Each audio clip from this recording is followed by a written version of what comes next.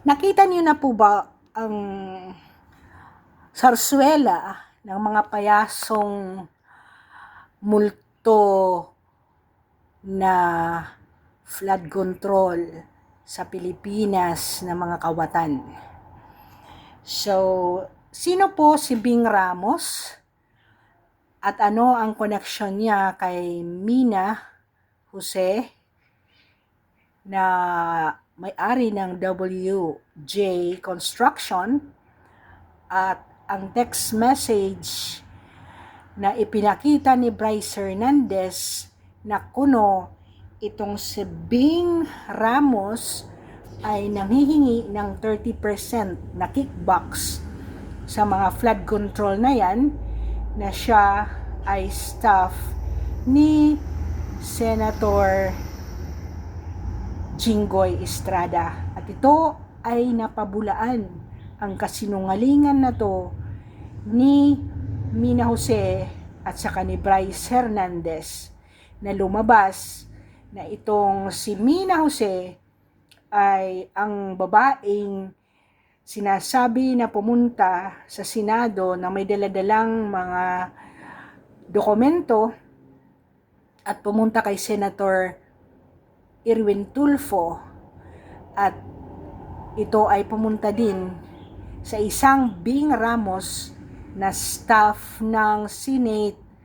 Blue Ribbon Office,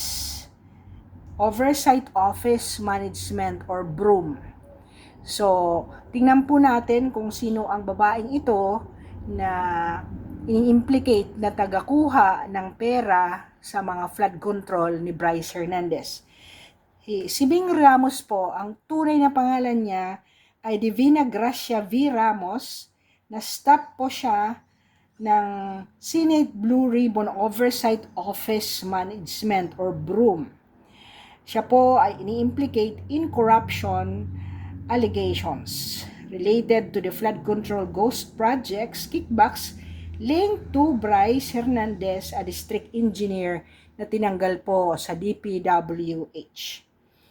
Si Senator Jinggoy Estrada naman ay explicitly denied she is his staff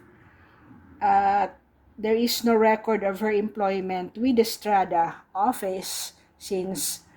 he became a senator in 2004. Si Bing Ramos po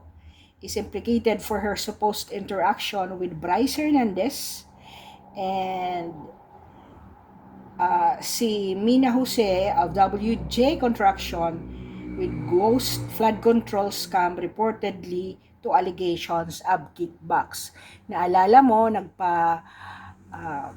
kita si Bryce Hernandez na kuno message ni Bing Ramos sa kaniya na nanghihingi ng 30% ng kickback sa mga flood control project na yan para kay Jinggoy Estrada, na pinabulaan sa Senate Blue Ribbon hearing kahapon, September 18, na hindi pala yon screenshot, talagang nag-shot lang siya sa telepono ni Mina Jose. So, tingnan mo yung pagka devious ng mga taong ito na nagko-connect. Tapos, ito ay pinabulaan ni Senator Joel Villanueva na yung mga ganyang screenshot ay pwedeng mamanipulate kasi hindi naman talaga nag-a-appear ang totoong pangalan at in connection to the correct telephone number. Now, si Estrada in-inform po na itong Bing Ramos na ito ay may romantic relationship sa isa niyang staff noon, na kaniyang staff na lalaki. At also, Bing Ramos was raised as the person was cancer being visited by Mina Jose on August 19, 2025 na naging controversial po ito to supposedly hold ocular inspection for Senator Erwin Tulfo's veranda. Si Bing Ramos is allegedly suffering from stage 4 cancer, and Senator Ping Lacson, for humanitarian reasons, decided to excuse her from appearing in the Senate Blue Ribbon investigation when Senator Bato asked that she should be summoned before the Senate Blue Ribbon hearing. Pero kung ako, dahil napaka-critical po ang kanyang connection, sana man lang mag-appear siya kung nagdi-deny siya, or